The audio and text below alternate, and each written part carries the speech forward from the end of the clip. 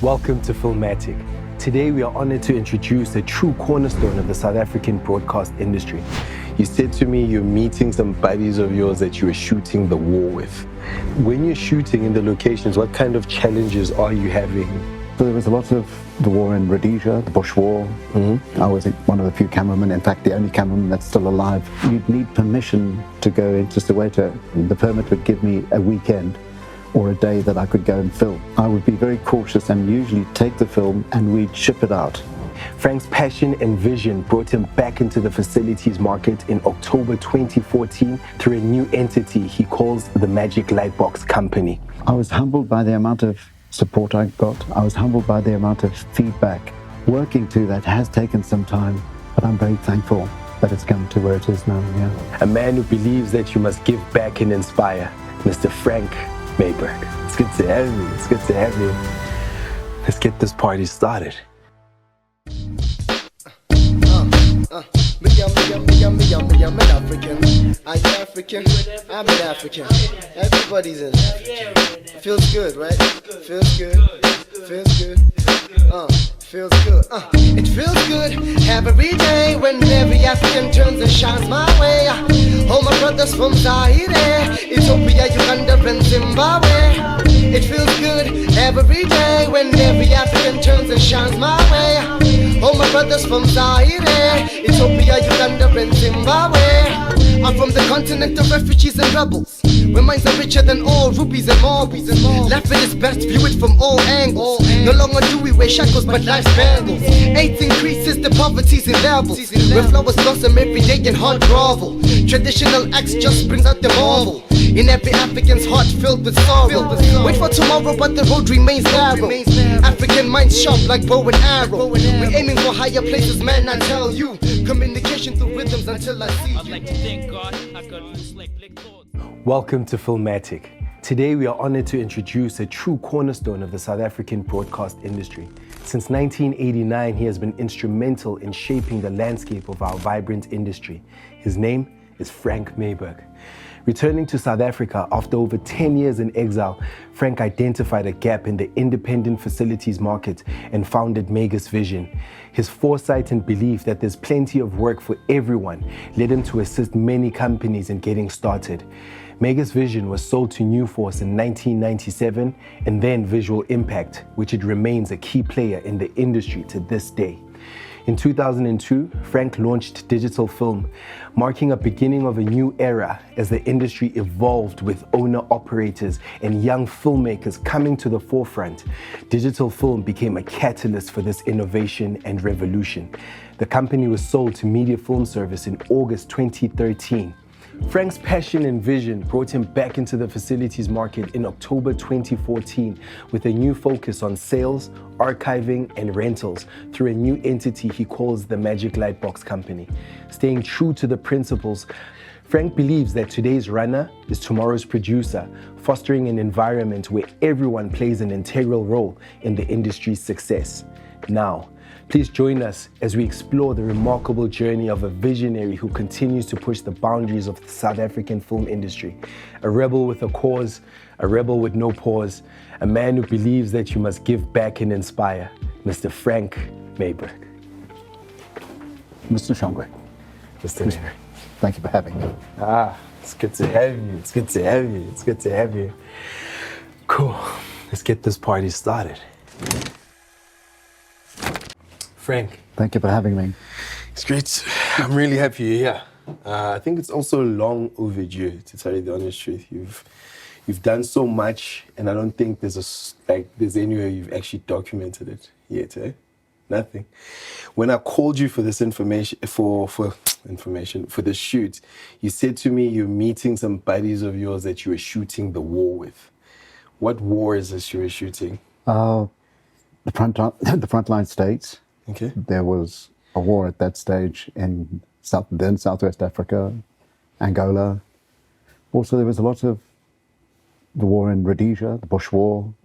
But there was the townships, the 1976, June 1976 uprising. I was one of the few cameramen, in fact, the only cameraman that's still alive from that day of the filming. Yeah, that was it. And in fact, it was a few chaps who'd come from that time, editors and others who were still alive from that time, that were having a lunch. Not something I do that often. But now, do you even like start that? Where do you sign up? I'm like, I'm gonna go shoot people shooting each other. And those days, there were news agencies in town. So you had the usual ITN, BBC, German television, and various other groups had offices. We shot on film, 16mm film. In fact, here's an example of a camera that I bought in 1969. You bought this in 1969? Yeah, I was at high school then. You were in high school and you were like, I'm going to buy a camera. Look, I'm very fortunate. My father was in the film industry. So, having a projector. I also was, basically with this one, you open it up. What is it called? This is a Revere. It's an American 16mm film camera. You pop that in there, pop it there, close the back, and it's got a clockwork motor. Are you serious? And then once you expose that 50-foot of film, Yeah. you put it in the bag, send it to Kodak to be processed. Kodak were in Johannesburg, and you'd get it back a week later, and you could shoot your film. There's no monitor. I can quickly view my foot. There's 3 lenses. There's a wide angle, a standard lens, and a telephoto lens. But now, how do you know that you've actually, like, your shot is cool, or you just have to trust and have faith? Trust and have faith. Really? And focus, how are you getting focus on you? Right, so basically you have iris and focus on these lenses. Yeah. So you have iris, there's the focus. Yeah. There's the iris, yeah. Oh, wow. Yeah. And how much did this set you back in high school? This one's about 150 Rand. Then it was a hell of a lot of money. 150 Rand? Yeah, it was a hell of a lot of money then. Oh, wow. And you... It was a clockwork motor. So what happened is you wound it up here. Okay. And you could do single frame, animation, all that. Or if you wanted to go very fast, you could shoot slow motion. So they were already doing video and stills back then already? Yeah. That's incredible. Yeah. Oh, wow. Revere. So you say your dad was a DOP? My dad was a DOP, yeah. He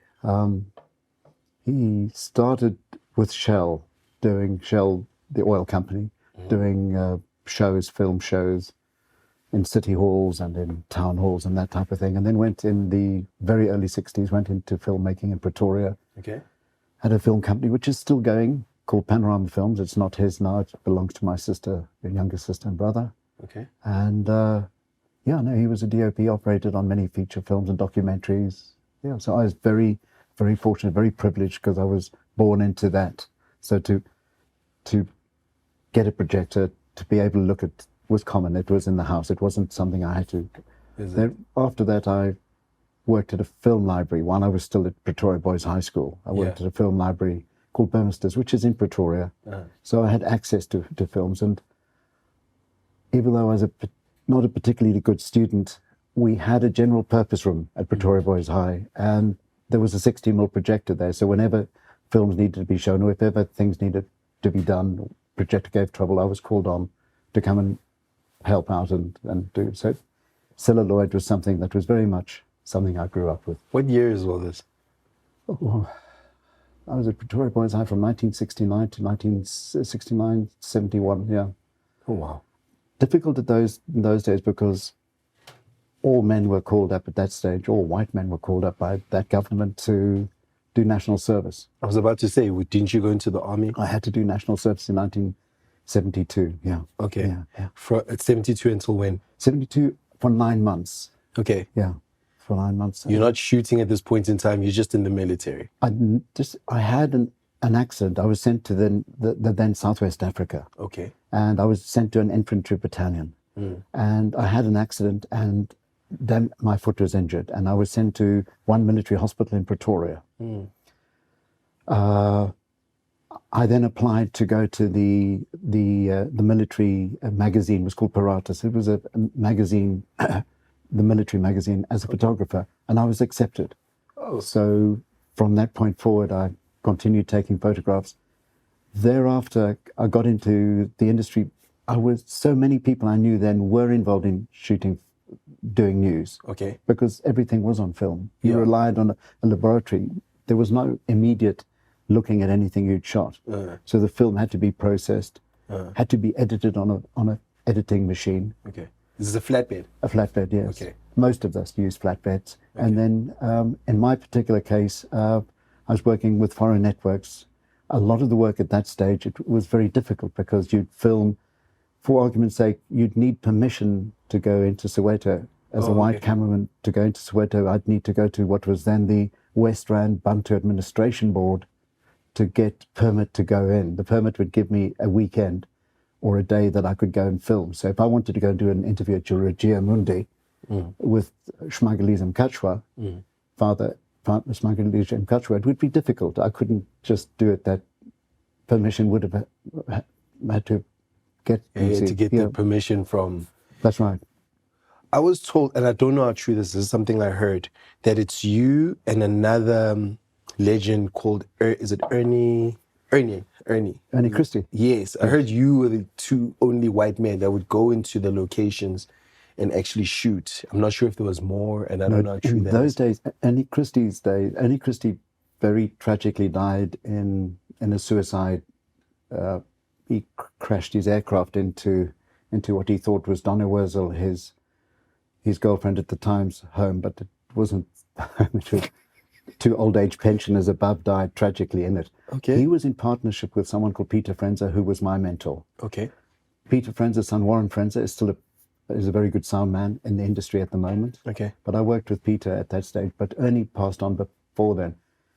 Working in the townships was difficult. I mean, a lot of guys didn't want to, because it was intimidating. Peter Frenzer did a fair amount of work then. Ernie Christie certainly did, but he was a few years before me. Thinking back to that time, I also worked for African Mirror. African Mirror was part of Kalani Film Studios. Okay. Kalani Film Studios is the second oldest film studios in the world. In the world? In the world, yeah. And it's here in South Africa. Is it in Killarney? It was originally in Killarney when it was started in 1913. Wow. The newsreel, the African Mirror newsreel started in 1919, went on till about 1980. Okay. And that was a cinema newsreel. So effectively, if you wanted to see news other than in your newspapers, you'd actually go to the cinema. You go to the cinema to watch the news? To watch a newsreel. Because television only came here in 1976. So okay. Up until then, you had newspapers only. You didn't have any... And the news... At that stage, you'd have African Mirror would get news from overseas. So you'd have Pathé News here. You'd have Movieto News. They'd have a syndicated arrangement with Pathé. So if you went to the cinema here, then let's say in the 60s or 70s, before television came here, you'd actually go and you'd actually see syndicated news, cinema news. Yeah. Wow. Yeah, that's right. So let's say I remember seeing just sort of thinking back, I remember seeing the 6 Day War. Yes, I've heard of that. That was I remember seeing that in the cinema. Or when the war in Cyprus, that I saw in the cinema or in the newspapers. It was not something, there was no television here. And you're paying a ticket, you're going to go watch the news. And it happens to be there as part of a feature film. So you'd have the news before the feature. I was about to ask, are there films, are there any movies playing at this point in time? At this point in time, movies were a Monday to Saturday affair. Sundays, there was no cinema on Sundays. You couldn't, unless, and I was very fortunate, unless you had a membership-only film club. Okay. That would allow you not to be able to watch films, A, on Sunday, but also B, films that were not necessarily needed to be passed by the censorship board, the Publications Control Board. Okay. Seems like there was a lot of control even back then. Yeah, no, tremendous amount of control, yeah. Is it? Yeah. So when you're shooting in the locations, what kind of challenges are you having when you're going there? Or, I don't know, like what's it even like? What's that experience like? Firstly, you're working with a film magazine that's running 10 minutes. So it's not something you need to be very careful about selecting your shots, about the amount of time about the questions you ask. So if you ask a question, you may roll the camera during the question, simply so that you may be able to use the response only. So it puts you in a position that you tie down in respect to the amount of time you've got. I never really had any issues working in the townships. I had quite a few assistants that I trained who'd worked in the townships. So for argument's sake, on June the 16th, I would go to, it was difficult to get in. On June the 16th, I was at filming down the street going in Baragwanath Hospital there. I see the street, yeah. And I had 5 other chaps from the townships who had Bolex cameras, and I'd sent them to various other parts. So I had enough cutaways from... This was on June 16, 1976. 1976, Okay. yes. So I had a fair amount of cutaways and other shots that I could put in the news item that I was cutting. So the minute that news item was cut, all those 100-foot spools and my sound piece would go to the SABC. Wow. We'd process it there because we were reliant on the SABC to process the 16mm footage. We'd then edit it on a flatbed edit suite and then satellite it out to whoever we were working for. At that stage, on that day, I was working for UPITN. UPITN was the ITN part of United Press. So it was United Press Independent Television News. Okay. I was a stringer. In those days, you would suggest a story to a foreign network if you didn't have a direct connection with them, and they would approve the story and then commission you to do it. So you'd had Viz News on the ground here. The Viz News cameraman of the time also did a fair amount of work in the township. He's an old guy now, a guy called Mike Reed. I would be able to call him and suggest a story, and he may approve that story, and then I'd go and do that. He'd be doing a story in another township, and we'd get together, cut it, and then satellite it out. Wow. Now, there were times that was difficult because all material that was getting fed out from the SABC via Hartebeer's Hook would be seen, would be censored, or would be able to be looked at. So if I was interviewing, let's say, someone who was bad, I would be very cautious and usually take the film and we'd ship it out. Okay. So there were quite a few. Companies that would just specialize in shipping out. So you take the film spool to the airport, get to the airport as quick as you can, or find a passenger. Or if you've got some really important footage that you would be scared, you'd either fly it out with someone or fly it out yourself. Because it was.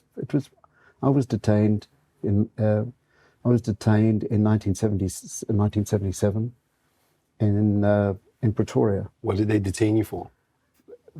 I didn't have permission to go into Mamelodi. Okay. So So they took you. they took me, Wow. I was put away for 14 days, Oh, wow. Are you serious? Yes, sir. Okay.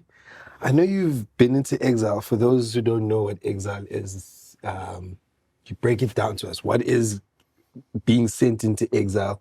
And then just let us know when that was, what was happening there. In those days, many people went into exile. In my particular case, I'd already done my national service, and because I'd only done 9 months, there was a system by which you got called up every year for 3 weeks. I had a 3-week call-up coming up in June. Okay. In June 1980. Okay. And I was just scared that I might not survive it. Oh. So I managed to fly out on the day.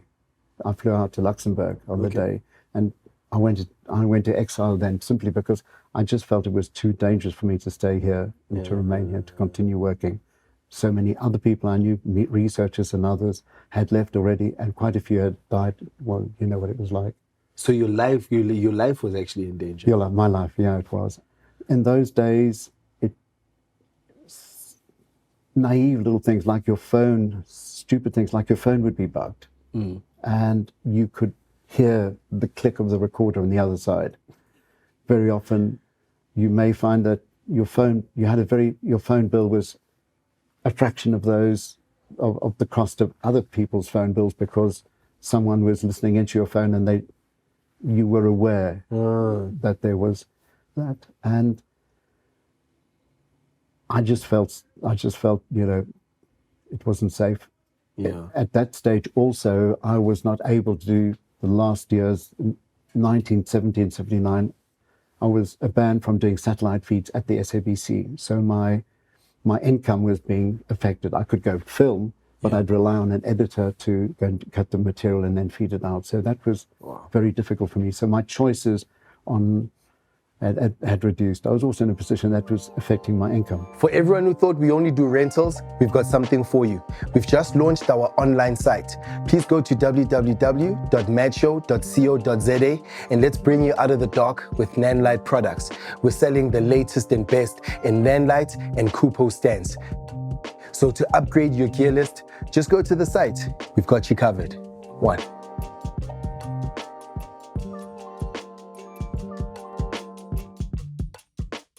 So how old are you when you're going into exile? What are your parents saying about this? What's going on? I didn't really discuss it with my mother. She working at HS Vervoort Hospital then in Pretoria, which is now the Steve Biko Hospital. And I called her from the airport and told her that I was leaving at that stage. My parents are divorced. My father was on the shoot, so I didn't get in. It was a decision I made very, very quickly and left. Wow. Look, I was extremely lucky when I got to England. I first went to Luxembourg and then got myself a 2CV Citroen. Is that a car? That's a car. That's a 600cc engine. No, you're pretty good. You're able to afford a car. Well, the rand was very powerful those days. It was about 2 rand to the pound. Oh, okay. So for 2,200 rand, I managed to buy myself an air ticket to Luxembourg. Okay. And a brand new 2CV Citroen, left-hand drive one, because that, yeah. I was flying to England would cost 2,200 rand right now. Wow. So what's happened? As soon as you land, like what's your first day, your first week? there? My first week, I visited a friend of mine in Frankfurt, who'd also been working here. He'd been working in Botswana. He wasn't allowed to come to South Africa where he'd gone in. And then from there, I went to England. That was towards the end of June 1980. And I was very, very lucky in England. I worked, because I'd worked in the wars, in a war zone here, and because I was working with very early tape equipment, because tape had just come in at that stage. Oh, okay. U-matic tape. Sony U-matic had a U-matic format that was starting to be accepted by news networks. Oh, okay. And I started with a company in London called Television News Team. After that, I was very, very lucky. The BBC were given a program called Treasure Hunt. Okay. But none of the BBC engineers were able to run with a video recorder without the picture becoming unstable. Okay. I had experience in war zones, so I was really, really very lucky. Okay. But at this stage, I needed to get a union ticket. So Tony Patterson at the BBC said, look, we can't do this program. It's not technically possible. The program was then offered to Channel 4. Channel 4 was a new network that was starting then. Okay. And I didn't have a union ticket. Okay. So Tony Patterson said, look, he can do it. He's the only chap that can do this. So he was our man in Joburg. So as a result of that, I was really lucky. I managed to get a union ticket and do Treasure Hunt. Treasure Hunt was 9-10 years of my life in England. Okay. Well, the summer, it was 2 months. It was 2 months of the summer, usually June and July. And it was a very, very popular Channel 4 program. So I was very lucky when I got to England and when I was able to get into that space. Also, in England, it was a time when people were changing over from film to tape. So having the advantage of being able to work on tape then was tremendous. In South Africa, we haven't even started. No, we hadn't even started with tape then. Well, only tape. One of the news networks here, CBS, at that stage, were recording on pneumatic, but most of the people at that stage, when I left in 1980, were still working on film, Oh, wow. This is England. This is where you met your wife and... Sue, I met here. In South Africa? In South Africa, yes. Oh, Sue, okay. Sue had 3 children from a previous marriage. Okay. And she returned to England after a separation in July 1980. Okay. So we were friends and we met up there again and we got married When? A year later? 18 months later in 18? Friday the 13th of November 1981. Yeah. Friday the 13th. Yeah. Such a lucky day. My lucky day, yes. Well, it was the registry office in Norwich where we got married because Sue and the children were resettled in Norwich. Okay. And the registry office, being Friday the 13th, there were no takers for the day. So we were the only ones who got married that day in the registry office. But the actual wedding was on the Saturday, the following day here. Oh, wow. Yeah, in a very old Norman church. Yeah, it was in Old Catton in Norwich. It was very beautiful. It was very. You currently work with one of your children? Yes. Well, nice. 2. I work with Samantha and Dominic. Yeah, Dom, Dom, yes. and Dom, my grandson. Yeah, he sort of helps out as well. Yeah. Oh, man. Mm-hmm. And then let's now go back. So now, when does Exile end and when are you coming into South Africa and when have you now decided it's time to come back? Exile ends in October 1989. Okay. There are rumors the government is going to be releasing Nelson Mandela. Okay. I, at that stage, come back for 2 months to help out with an American network, already very well established American network here called ABC News. Okay.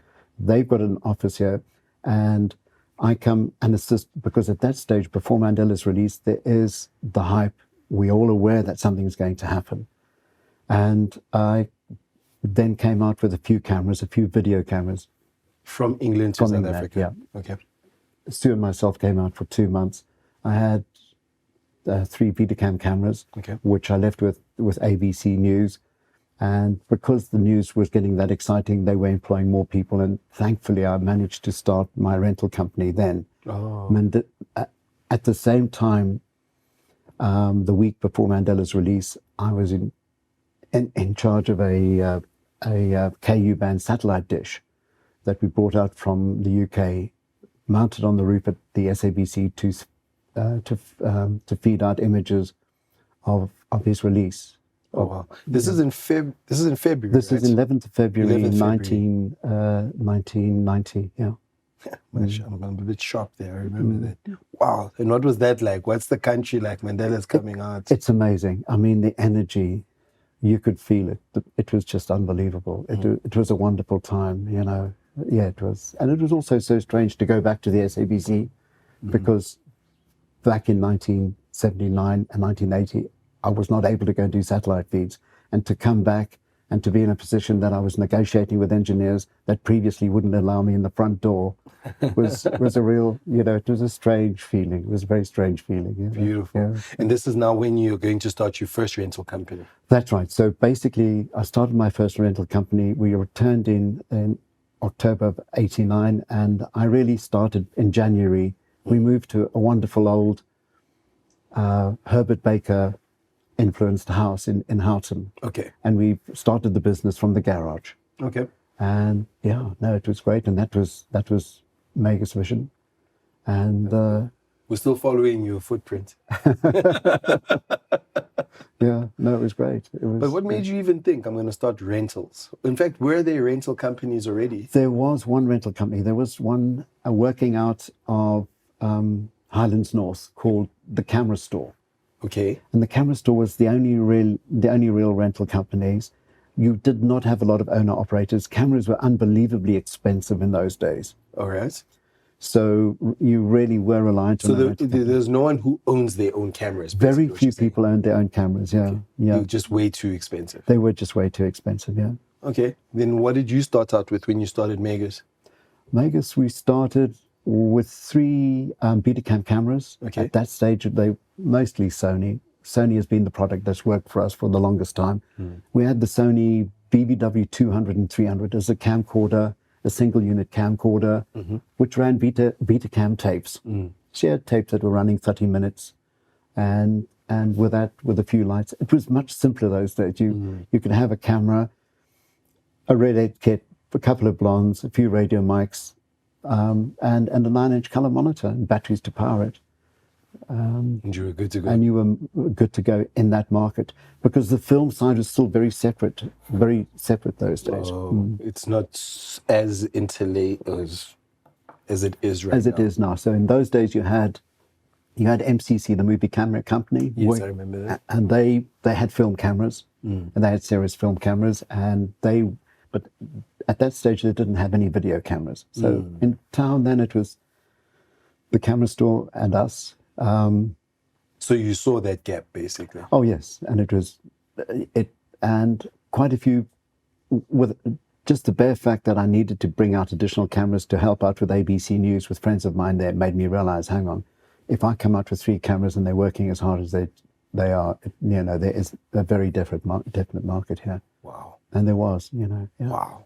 Here, you used to work with Goran before Goran, who owns another rental company in Johannesburg, a very successful one, by the way. Great guy. Yes. He used to work with him. Yes. What happened was it was difficult at that stage. So this is sort of 1995. Yeah.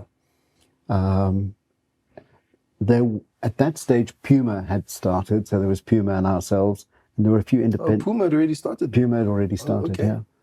And Goran, we'd advertised in the Star newspaper for someone to help run in a rentals company, and Goran was one of the guys who came. At that stage, Goran was he'd just come from Bosnia. He was a refugee here. It was quite strange to have me being a refugee in England and him being a refugee here 10 years later. So Exile was hooking up. and the rest is history. It was fantastic, and I sold MEYBURGH to News Force. Why did you sell? I wanted to go back to England at that stage. I had a fair amount of contacts and work that I wanted to follow there, but after a short while of having gone back, it didn't work out for me. I had many clients here, many jobs here that I felt I could be of better use to. I also started taking archive quite seriously at that stage. I had many networks had left the country after the elections of 1994. So I had a large amount of tapes that were given to me by people who'd left. So instead of them throwing them away, because in those days you'd have the camera original, and because unlike today where you've got cards and you may format the cards and not keep anything else other than you've edited, you'd have the tape, the camera original, and then the edited footage. Oh, okay. Now a lot of those camera tapes, those camera originals, were great footage. Great footage to keep. I hear you. So I've got literally thousands of Betacam tapes of news footage from 1989 up to 1997. Yeah. Jeez. So I've got a fantastic archive in that space. Yeah. Why is archive so important to you? Archive, I've noticed, it's extremely important to you. Why is it so important to you? It's a once-off. Once you've got that interview with Bayes Nordia a week or two before he passes, that wisdom that comes from that, with Winnie Mandela, those stories that she's told. I mean, I just look at the Winnie tapes that I've got from that period and how many times they've been used with various companies coming from abroad making films on her, and having that footage. I've got footage of... You've met Mawin? Yes, on a few occasions, yes. Beautiful. And on the day that Nelson arrived at the house in Soweto, and I've got a lovely picture of Peter Makabane. Oh wow! With Winnie and yes. So now you've sold MEYBURGH, gone back to England. What brings you back to the country? What brings me back to the country? After selling MEYBURGH, we went back to England for 2 years. Okay.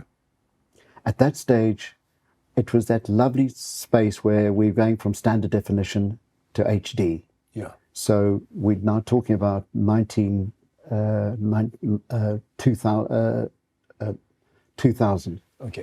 2001. Okay. High definition comes in. Yeah. Now, high definition, again, we have this where high definition equipment is just that much more expensive than standard definition equipment. I've been exposed to high definition equipment for a 2-year period. I've been doing freelance lecturing for Sony at Broadcast Asia and various other large exhibitions on high definition equipment.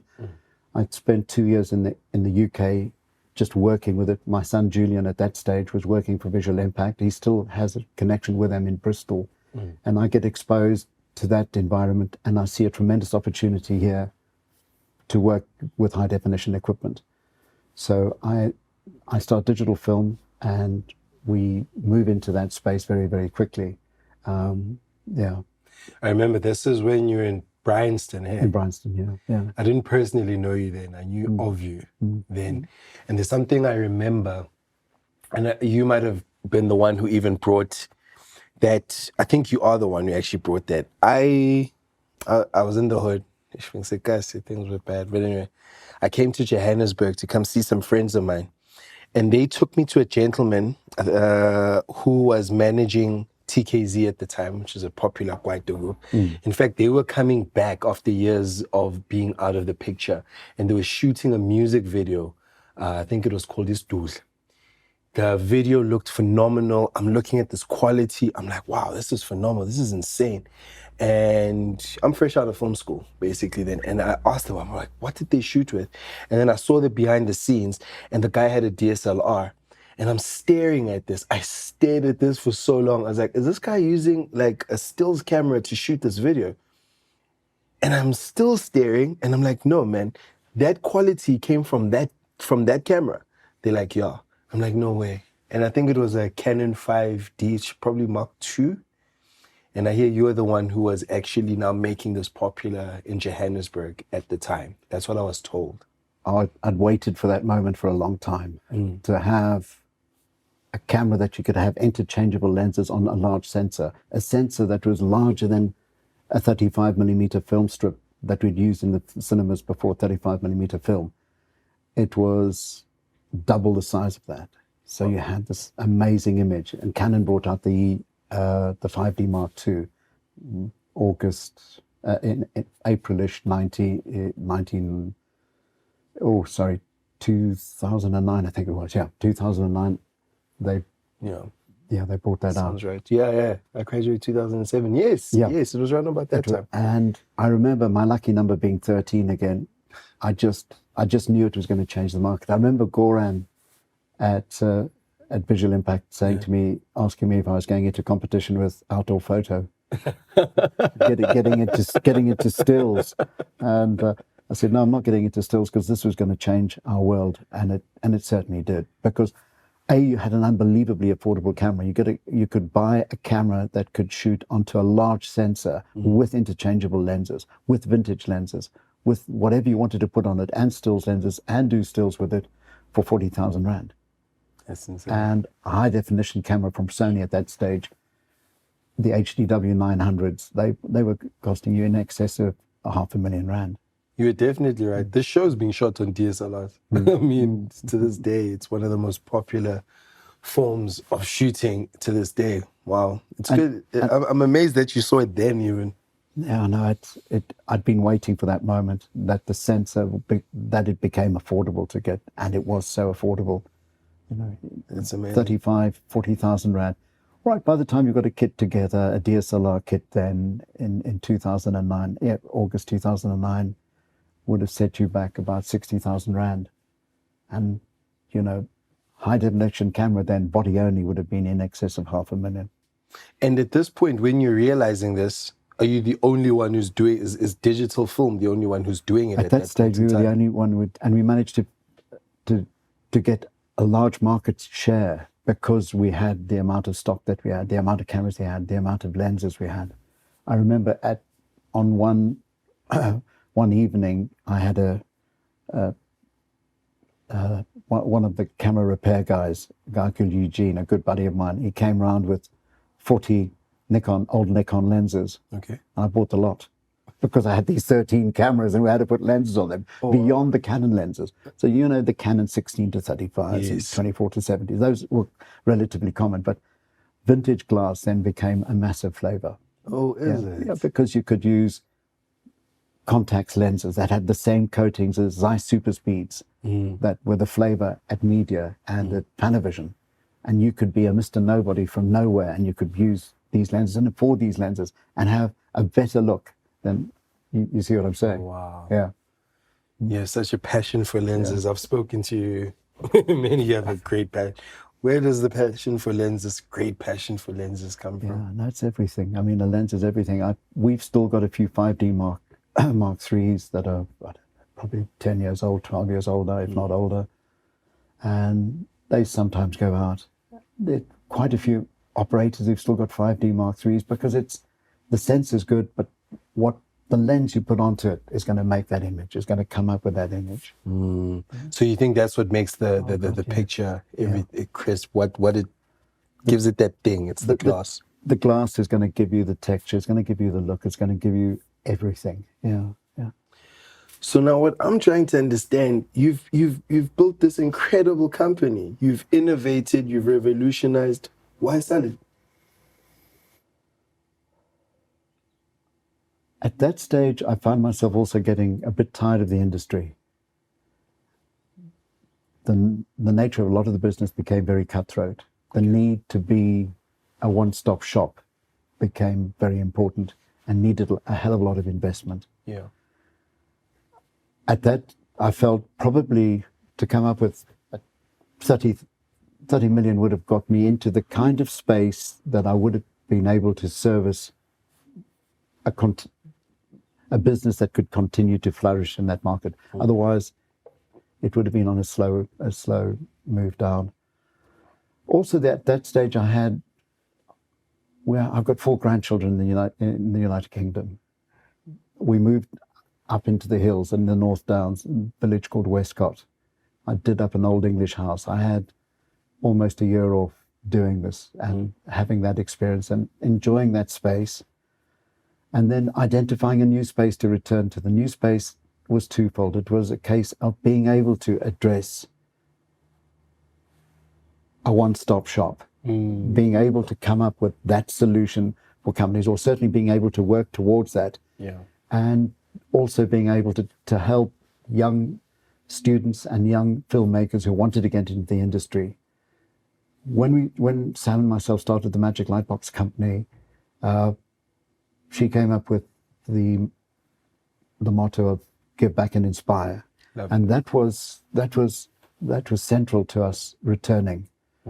And I really felt that was the way to go, is to be able to address, to be able to come up with a solution where you could supply most of the equipment needed for a telenovela, most of the equipment needed for a feature film.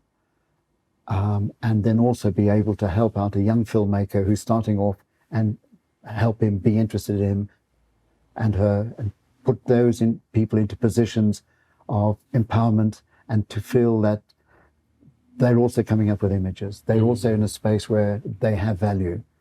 And yeah, I felt now I'm in that space now, and it's taken me 10 years next month to get into that space now where I feel I'm able to meet that dream. I think it's so, when you came back and you started the Lightbox, this was because I met you shortly after you'd started, probably a year or so. But what was funny, because I was also starting my company and I was doing my thing, but everywhere around town, everyone kept saying, Frank's back. Frank is back. And I'm like, okay. Everyone I ran into was like, Frank's finally back. And I'm like, okay, cool. And then I went to Bryanston, and that's where I met you. Remember, you'd converted your house and you started over again. So how was that start again? Because this is the third time now you're restarting. Clearly you have no problems with restarting. How was that restarting again, like for the third time?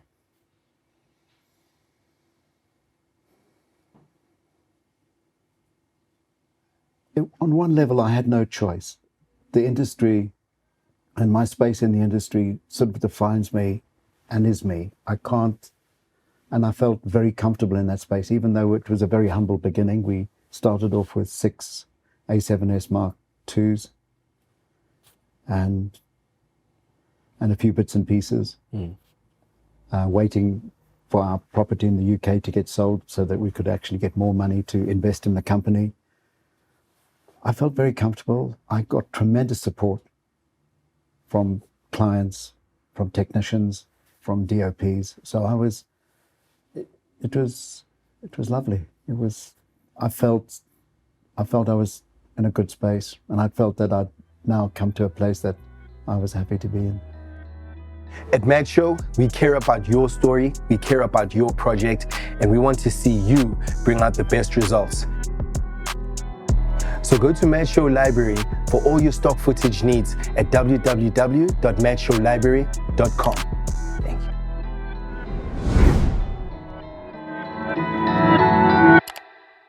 What is the key or the most important thing to the success that you've built? What do you feel is the most important thing to have in order for one to reach that success?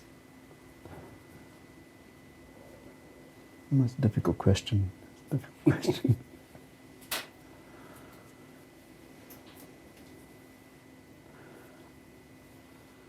I was humbled by the amount of support I got. I was humbled by the amount of feedback that I got from crew. And that really pushed me into a space I really enjoy. I enjoy the service space. I think I've once asked you, and it's weird, I've asked you, I've asked John, I've asked Goran, I've asked all of you one question of how did you guys build successful rental companies? You all gave me one answer in different ways. And if I can just put it down, it's relationships. Goran even said it as bluntly as that, relationships. It is relationships, and I have a very good relationship with Goran. We work very well together, even though we run separate companies. I really enjoy, the fact that he is my opposition. I enjoy the fact that I've created an opposition because it's a nice space to bounce ideas off. It's a nice space to say, well, I don't have the balls to go for that. You go for that, or hang on, let's share this one. So I do agree with Goran totally. It is very much relationships. So Frank, in terms of your family, running a business, you've got children, you've got grandchildren, how is it? How do you balance that? I know this is very difficult. My wife is very understanding. I think that's why maybe I'm probably still married, because you know how hectic it gets. How is it that you have been able to work that, balance that, if I can say? That I was really, really, really blessed to have Sue. She was very understanding, unbelievably helpful in the business, in guiding the business, and helping with decisions that needed to be made. Sam and myself have been working together for 35 years. For a year or two in that period, she may have been freelancing elsewhere. She has a legal background. So I'm not a wordsmith. I have great difficulties even talking in this kind of situation. So it's been really helpful having her to deal with the admin side of the business. So for me, it's worked extremely well. Family businesses are really challenging. It's difficult. It's got wonderful now. I mean, for the past few years, it really has got to a space as a family business where we've enjoyed every moment. Working to that has taken some time, but I'm very thankful that it's come to where it is now, yeah. Yes, man, it's beautiful. You've got so many people who consider you family. I consider you family. Likewise. You've helped me. You've helped me when I started this business with 2 lights. You're one of the people who would be on some, take this, grab this, do this. Information of how to run a rental company. You're the one who was very forthcoming with all of that. And I really have to thank you, Yeah. I know that when I say thank you, there's a filmmakers that know you, that are watching this, and they agree with me when they say thank you because of just what you've given and what you've done. It's not just a slogan. You have given back and inspired, and we thank you. We thank you. I just want to round this off that way, with that gratitude, give you your flowers while you can smell them, and know that we appreciate you. We appreciate everything that you've done. Every guy who's ever wrapped a cable, loaded, put on a lens, whatever it may be, we thank you. We thank you. I thank you personally for everything you've done for me and my business. Thank you. And I think I'm going to close it off at that beautiful note. All right. Thank you, sir. Thank you. It feels good every day when every African turns and shines my way. All my brothers from Zaire, Ethiopia, Uganda, and Zimbabwe. It feels good every day when every African turns and shines my way. All my brothers from Zaire, Ethiopia, Uganda, and Zimbabwe. Oh man, it feels good.